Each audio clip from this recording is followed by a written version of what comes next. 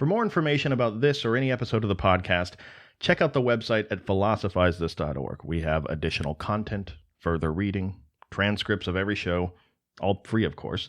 But if you value the show as an educational resource and you want to help keep it going, you can find out more about how to do that at patreon.com/philosophizethis. Or alternatively, if you're buying something from Amazon this week anyway, consider clicking through our banner. It's at the bottom center of the landing page of philosophizethis.org. Small percentage goes back to the show. It may just be a click for you, but every little bit adds up. Thank you for wanting to know more today than you did yesterday, and I hope you love the show.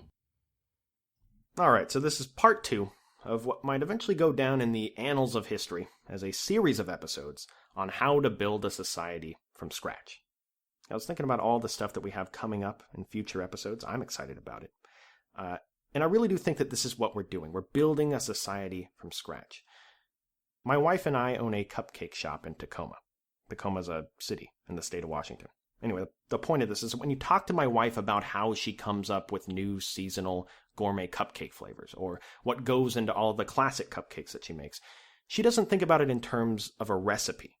I mean, there's a recipe now for the sake of consistency, but before there was ever a recipe for any one cupcake, there was an elaborate test baking phase where she made tiny adjustments, right? She made one batch of cupcakes, she dialed back this ingredient, added some sugar, twisted a knob a little bit here. She understands the function of each ingredient in every cupcake that she makes. It's incredible. Like, for any guys that don't know, the process of baking something is actually a really delicate science. It's something I had to find out the hard way. All throughout my life, baking was simple. Right? It was just get a red box out of the cabinet, put it in a bowl, add water, mix it up, put this brown paste mixture into the oven. Come back in 20 minutes and congratulations, you just baked something. But for my wife, she is just on another level. She's like a mad scientist. That's actually unfair to say. Like what do you even do if you're a mad scientist? You make weird beakers full of multicolored liquid that's smoking? Nobody wants that. My wife makes cupcakes. Cupcakes that... I contemplate obesity on a daily basis over these cupcakes. It's incredible.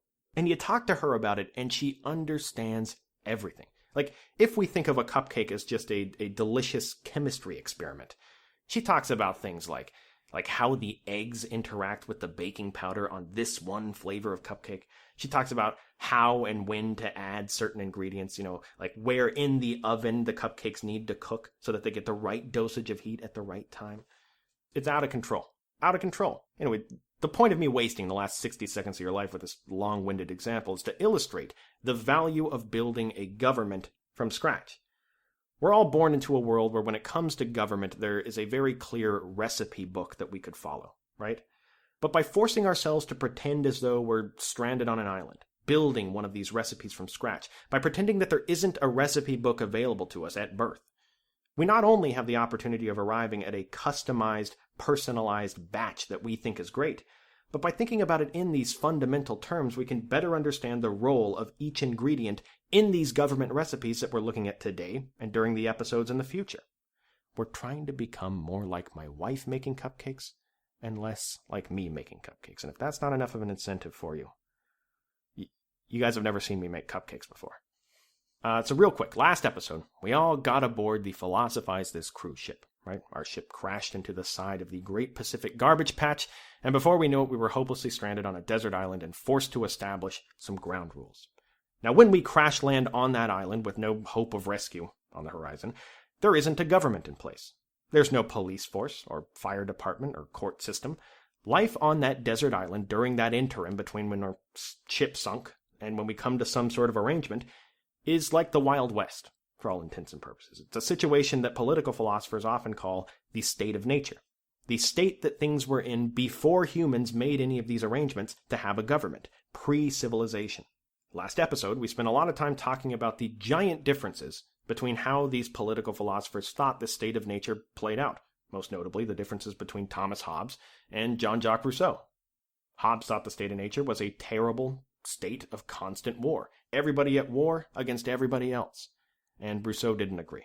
In fact, this is one of his biggest critiques of every political philosopher that came before him, that they're dishonestly projecting their own biased, post-civilization views of what humans are onto these pre-civilization humans who were in their more natural state and lived nothing like what Thomas Hobbes said they did. Well, I guess it's good to ask right now, what do you think the state of nature looked like? Did it look like the picture that Hobbes painted? Did it look like what Rousseau was talking about? Is that even a dichotomy? Is that even a real spectrum? Regardless of where you fall between Hobbes and Rousseau, you have to appreciate what Rousseau's doing here. He's questioning assumptions, right? He's questioning a fundamental assumption that we make about human nature. Are humans inherently violent, selfish, brutish, whatever adjective you want to use to describe them? Are they? This is a really interesting place to pause and think about human nature, and just how brilliant this critique by Rousseau is. The state of nature that Hobbes talks about is a very common way that people think about humans in modern times. We've all heard people say it in today's world. Look at human history. What is it? It's just one war after another. It is human nature to be uncaring and selfish and just to conquer land at the expense of everybody around you. That's what being a human is. Well, is it really fair to label that as human nature? Is it really fair to just brand that into the side of what it is to be a human? After all, when we look back at that human history that you're referencing, and we see all this obviously terrible stuff, what are we really looking at there? We're looking at the decisions that were made by a very small handful of ambitious men, making decisions at the top of civilizations during their respective time periods. Now, bear with me for a second, okay? It's very easy for me to start sounding like a white knight at this point in the conversation. People think that I'm bashing men and exalting women. It's not what I'm doing at all. I just think it's a really interesting thought experiment. How would human history look different if instead of men being at the helm of all of these societies, if instead women were in charge? If we were a matriarchal species? Would there be as much war throughout human history? Would there be as much opportunistic exploitation of people? I'm not even saying that there wouldn't be. And look, you can replace women with any other subdivision of human beings that you want to. The point is, why is it fair to conflate the decisions of a few hundred ambitious rulers from history with human nature itself? If we're talking about what it means to be human, women are 50% of whatever that thing is. So when we think about what the nature of a human is, when we think about how we expect humans to act in the state of nature, we need to be very careful of not doing what Rousseau thought other political philosophers were guilty of, painting human nature with too broad of a brush. Nonetheless, when our cruise ship crashes and we're all stranded on this island, this conversation that we're having doesn't really matter that much, because in the eyes of Rousseau, everybody listening to this has already been corrupted by society since birth. Nothing changes about the fact that we can all imagine a world where it might be beneficial to make some sort of agreement where a third party ensures certain things for us as citizens on this island. And Rousseau thinks that no matter how hard we all contemplate this, no matter how long we deliberate about what this government is going to look like, what kind of government we're going to have, ultimately, it's going to be one of three types. And keep in mind, Rousseau isn't saying here that every government that's ever been created throughout history neatly falls into one of these three categories. There's tons of obvious examples that don't. Governments that fall in between these three categories, governments that are a combination of two out of the three. But to Rousseau, every government is ultimately derived from either a monarchy, an aristocracy, or a democracy. Let me just explain what he means by all three of these. When most of, or all of the citizens of a society are what he calls magistrates, the government is a democracy. When half the citizens or less are magistrates, the government is an aristocracy. When there's only one supreme magistrate, that government is called a monarchy. So he's making a distinction here, very similar to Aristotle before him. He obviously read his Aristotle. That the three ways we should think about how government is structured is government by the many, or a democracy, government by the few, an aristocracy, and government by the one, monarchy.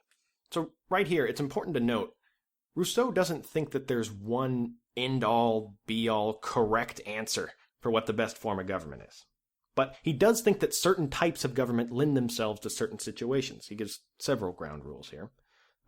Generally, he thinks that the more people you're dealing with, the fewer number of people should be making all the decisions for them. So to put it simply, very broadly here, he thinks that large societies are best off with a monarchy, medium-sized states are best off with an aristocracy, and small states are best off with a pure democracy.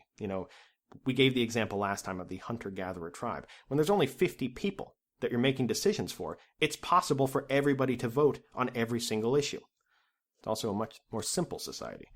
But just because Rousseau thinks that certain types of government lend themselves to certain types of societies, that doesn't mean he doesn't have a favorite form of government. And it definitely doesn't mean that when he's looking at these different options for how a government should be structured, that he doesn't see glaring problems with the ways that certain ones are designed.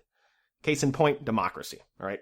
For us on the island, now that we've decided that we need a system of government, now that we've decided that having a government would be beneficial to us, our next task is to do what? Well, we got to know what it's going to look like, right? What if we chose to have a democracy? What are the problems with that? What are the pros and cons of having a democracy? If we all went up to wise man Rousseau and we asked him, hey, on our island over here, we're thinking about making a democracy. What do you say about that? What sort of advice would he give us? What would he warn us about? Well, to put it short, Rousseau doesn't like democracy that much. He thinks it's one of these things that sounds really great in theory, but whenever it's put into practice, things never really go that well. And look, let's all keep in mind before you start sending in the angry emails, Rousseau's not talking about democracy as most of us think of it today, right? He's not talking about a system where we elect people who sit on a panel and make decisions for us. He's talking about the system of the hunter-gatherer tribe, where the citizens themselves are the people that are sitting on the panel making the decisions, most of, if not all of them, right? He says, quote, there has never been a true democracy, and there never will be, end quote. And he gives a few reasons for saying this. One big issue that he has is that simply by structuring society in this way, a democracy, you are instantly fighting an uphill battle from the very start. He says that governments, by nature, always tend to deviate towards having less people in charge than more people in charge. He says that if we lived in a world where no one was ambitious, no one was greedy, no one was power hungry, there'd be nothing to worry about. Democracy would be great. But as the world exists now, eventually that power that was originally spread across all the citizens will become funneled down into a smaller group of people, and then a smaller group of people, until eventually the democracy is either a complete sham or it ceases to exist altogether. This is why he thinks it's suited to smaller populations. It's not that Rousseau thinks democracy can't be implemented, literally. It's just a very volatile system of government once it's in place. Not to mention the fact, another big problem with a democracy to Rousseau, is the fact that it doesn't do a very good job at accomplishing what he thinks is one of the most important goals that a government should have: to maximize and ensure the freedom of the citizens. Rousseau would say, look, sure, it sounds great that every citizen is going to be part of the decision-making process. No one is ever going to feel like they're not included. Everybody gets a say. But just think of what that means for you. Is that really what you want? Do you really want to be a full-time politician or a full-time congressman on top of having a full-time job and a family and hobbies and friends and all the things that come with being a good citizen of the government? Think about it on the island. Do you really want to go out in the blistering sun all day collecting coconuts and firewood and trying to conjure up enough food to survive for the day, and then you come back to your makeshift shack in the clearing, this hovel that you've constructed for yourself? You set down your work tools, you do an about face, you march on down to where we congregate every single day to make the decisions in the world, and you put on your politician hat, 8 more hours of work every single day. Is that really what you want?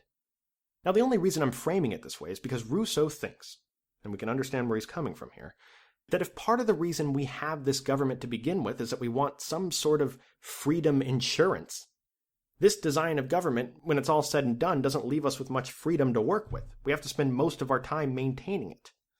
Now, on the other side of the spectrum is a monarchy. And it probably won't come as a surprise to you people that Rousseau didn't like the idea of a monarchy very much either. Just like a democracy, it's very similar to how he describes a democracy. It's not that it could never work. It's not that we can't sit around and imagine a potential world existing where a monarchy would be great for a period of time.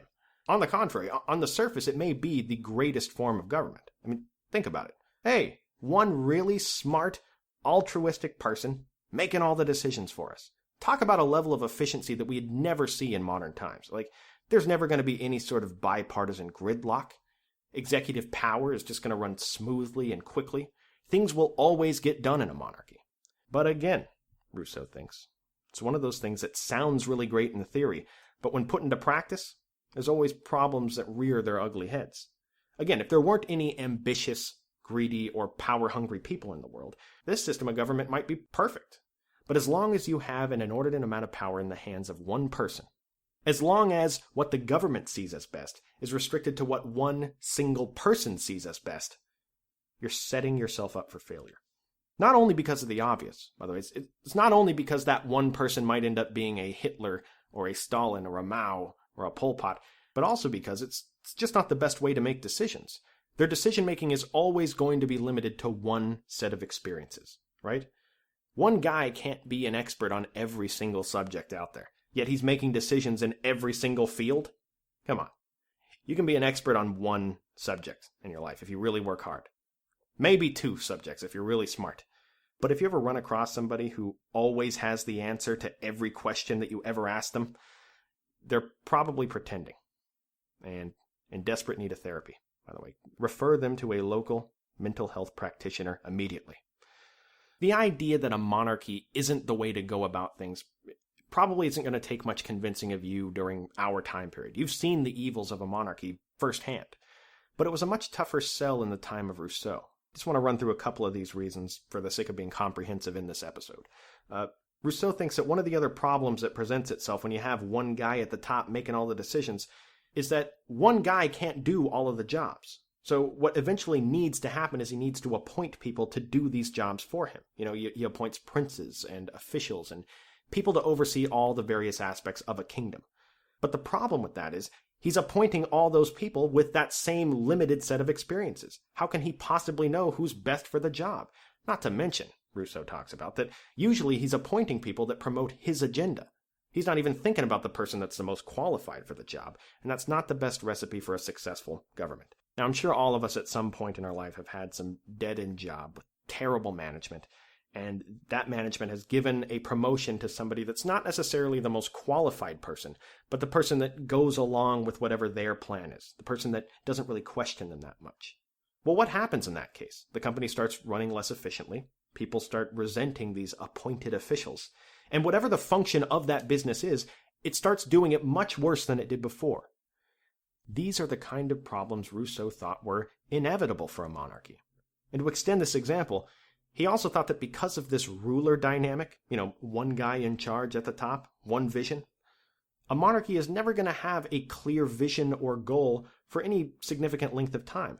The reason why is because if the vision or goal of a society is restricted to the will of one person with a crown on his head, what happens when that guy dies? What happens when he gets overthrown or he stubs his toe and he can't be the ruler anymore? When that new monarch takes the throne, he's going to have a completely different agenda than the last guy. And then think of all the wasted effort. Think of it like the last 50 years you've been working towards one guy's goal. He falls off the side of a mountain, and then all that work's wasted. It's a mess, all right? And we can all easily imagine these things going wrong on our island, right? We're probably not using a monarchy on our island. I'm going to go out on a limb and say that. We're probably not electing some supreme leader to deal with everything for us. And I think Rousseau does a really good job in helping us imagine what might go wrong in that case. So for all these reasons and much more, by the way, this is why Rousseau's favorite form of government would be an aristocracy, a government by the few. Now, don't confuse this with the way that we might typically use the word aristocracy in modern times. It might refer to a handful of rich people running the show, a handful of culturally elite people running the show. No. Rousseau would have been using the word aristocracy in the same way that the Greeks used it, where it literally translates to rule of the best, or rule by a handful of people who are the best to rule. Now, there are 3 types of aristocracies to Rousseau. Natural aristocracy, which he paints as a sort of primitive form of government where the leaders of factions rule people, or a council of elders rules over people. A hereditary aristocracy, which in his opinion is the worst type of aristocracy, because the rulers consist only of the offspring of any one given family. Not much explanation needed there. What do you think's going to happen? There's absolutely zero merit involved at all when choosing your rulers. Just imagine going in for an operation somewhere. Imagine going in and getting an organ transplant, and the surgeon comes up to you and he says, "Hey, nice to meet you. I'm the surgeon, but I actually just retired today. Don't worry, you're still going to get your surgery. My son's going to do it. Yeah, he never went to medical school. Yeah, he's got the club foot. His hands are a little shaky and his eyes don't really work that well, but you know what? I was a great surgeon. He's got to be great too." No, obviously not.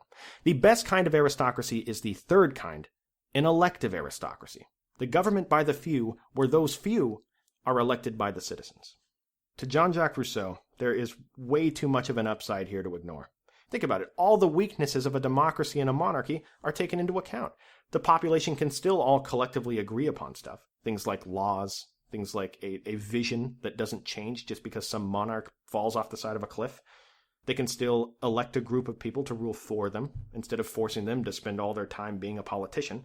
And the best part of all the terrible people in the world, all the ambitious, greedy, power-hungry people in the world, they aren't going to last very long in government because people will see who they are and they'll boot them out of office. It's a perfect system. Well, it's far from perfect. Even that system of government relies on a lot of things that are far from guarantees, not the least of which is that it relies on a properly educated populace. This is a tremendous obstacle, one that we're going to keep talking about. But it's really an obstacle for any system of government. So let's talk about it now. Like, let's say that we have an elective aristocracy on our island, and I'm elected to oversee some sort of elaborate coconut production that we have going on. What if I'm going behind everybody's back? What if I'm secretly making backroom deals with other people on the island where we take, 1 out of every 10 coconuts and we hoard it in a cave as our own personal stash, just in case if we can't find any more food, or in case if I want to use those coconuts to bribe people and increase my level of power on the island? The point is, I'm just as ambitious or greedy or power-hungry as somebody in another form of government. I'm just more covert about it. Yeah, theoretically, there's a system in place for citizens to kick me out of office if they ever find out about this stuff. But what's forcing them to investigate me? The fact is, if I'm really good at hiding my corruption and greed, there's never going to be a threat to my position. There's never going to be a majority of people that oppose me. There's never going to be enough people that know the truth about me to rally together and kick me out of office. I said the same thing 3 different ways there. That's my talent. Oh yeah, not to mention, if aristocracy directly translates to rule of the best, that's kind of presumptuous, don't you think? I mean, how do we really know that we're getting the best people for the job in office? The person that we elect as the best person really is just a representation of who the population thinks is the best at the time of the election, which is fine, but it's certainly not foolproof. We've all seen someone elected to office at some level of government that we think is incompetent or corrupt or doing it for the wrong reasons. And the reason that's possible is because even though we have the ability to elect the best people for the job, every decision about who we think is the best for the job is ultimately based only on the information that's made available to the population at large. And it's contingent on the fact that the people voting are truly working hard to educate themselves about things. Think about it. Even on a deserted island, you need to filter information. You need to try to separate the wheat from the chaff when it comes to the information that you're getting about the people that you're electing to govern. There's going to be gossip. There's going to be biases. There's going to be misinformation, conjecture, jealousy. People's agendas are in play. If you're thinking about voting for me to be in charge of the coconut production, one person says I'm trustworthy, another says I'm, the devil incarnate. They say I'm a secret member of the KGB that infiltrated this deserted island. Who do you trust in that case? How can you possibly know who to trust? The point of this is, let's think about the challenges we face when choosing this elective aristocracy as our form of government on our island. This task is difficult enough on a small island with just a few thousand people. And now consider it in the context of our modern world. Consider what we go through every single election cycle. Think of how much access to information we all have. For any political issue that you could possibly think of, no matter how confident you are, no matter how many statistics you can point to, no matter how much history reinforces what you think the correct decision is, in today's day and age, you face a very unique challenge, one that every human before you really didn't have to face. You can go on Google right now and find hundreds and hundreds of people that are just as confident as you are while arguing the other side of the issue. They point to different statistics than you do and different moments in history to strengthen their point. My statistics dad can beat up your statistics dad. Does that even make sense? Anyway, look, don't misunderstand what I'm saying here, okay? I'm not saying that just because somebody disagrees with you, that makes their position valid. That's obviously ridiculous. Not all positions are equally valid. But what this access to information does do is cloud the waters, right? It makes it a lot more difficult, or at least a lot more time-consuming, to know what the truth is. So what people end up doing as a defense mechanism and on one hand you can't really blame them for it, is they deem one source to be authoritative, or a handful of sources as authoritative sources, and then they trust them. Fox News, MSNBC, these are very large-scale examples of what I'm talking about here. They both have a very clear agenda that they're peddling that isn't based on truth. It's not really based on reality's terms. But let's say that you make the case that you've done it. You've found the holy grail of political news sources. You've found a collection of sources that give you a completely unbiased account of everything in politics. They are still giving you a completely unbiased account, a fair and balanced account of only one small piece of the truth, a facsimile of the truth. The reason why is because no one source can possibly know everything there is to know about a single issue. And look, this is not only because they're human beings, ultimately, and they have a finite set of experiences and flawed senses. That is true, but that's not what I'm talking about. I'm also talking about things that really aren't their fault at all. The information that they're giving you could be completely unbiased, but it could be extremely limited because certain pieces of information are just not made available to the public. Just an example of what I'm talking about. Let's say that there's some new geopolitical crisis afoot, and the United States is talking about taking military action, boots on the ground. I know, this is going to take a lot of imagination here. Let's also say in this alternate world that there is a presidential election coming right up. Let's say that the person that wins this presidential election is going to be making the decisions of what direction we head into when it comes to this geopolitical crisis, and you, being a good citizen, you want to educate yourself on this issue and make sure that you're choosing the right guy with the right plan at the right time for this crisis our nation is going to have to face. Well, even if you spend every second of your life educating yourself on this crisis, even if your TV screen was a constant loop of Bill O'Reilly, Rachel Maddow, Al Jazeera, even if you went online and you read dozens and dozens of blogs and articles and opinion pieces, and you consumed every pixel of content available on this issue, you would be the most educated guy in your office. You would be the most educated guy in your city. But you would still only have a solid idea of the information that's made available to the public. We talk about the veil of perception in philosophy. This is the veil of classification. You can't know about information that is classified. All of the intel, all of the stuff that they see on satellites, the decades of history of what is actually said behind the scenes when we've made these treaties and agreements and everything. You can't possibly know any of this stuff, yet you are legitimately the most qualified person to be voting on this issue. And by the way, everybody around you watched a 30-minute special on Bill O'Reilly last night, and they feel super confident that they know who the right guy for the job is and exactly the plan that needs to be put in place. Now, this may seem like a tangent, but it all comes back full circle, all right? When we're choosing the system of government for our island, Rousseau would warn us about all of the potential downfalls of a democracy, of a monarchy. But even his favorite form of government, the elective aristocracy, is riddled with problems that we need to consider. One of the most glaring of those problems is this problem of educating the populace. How do we do it? If we allow the average citizen to vote and elect members of this aristocracy, we better sure hope that a world exists where these citizens at least have access to education. And the other side of that, as we just pointed out, is that even if we give those citizens education, that's far from where the problems stop. It starts to raise the question of whether the average citizen going around in the world is the right person to make the decision about who's going to be making decisions on behalf of them. Interesting to think about. Look, I always say that voting for president in today's world is like choosing your wife by looking at two online dating profiles that were written by their mothers. The online dating profiles represent the only information we have to work with. Things like articles or news reports.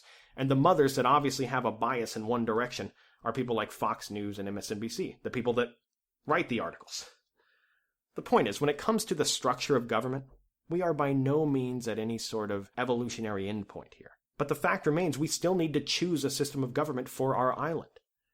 And in keeping with Rousseau, let's move ahead with caution, all right?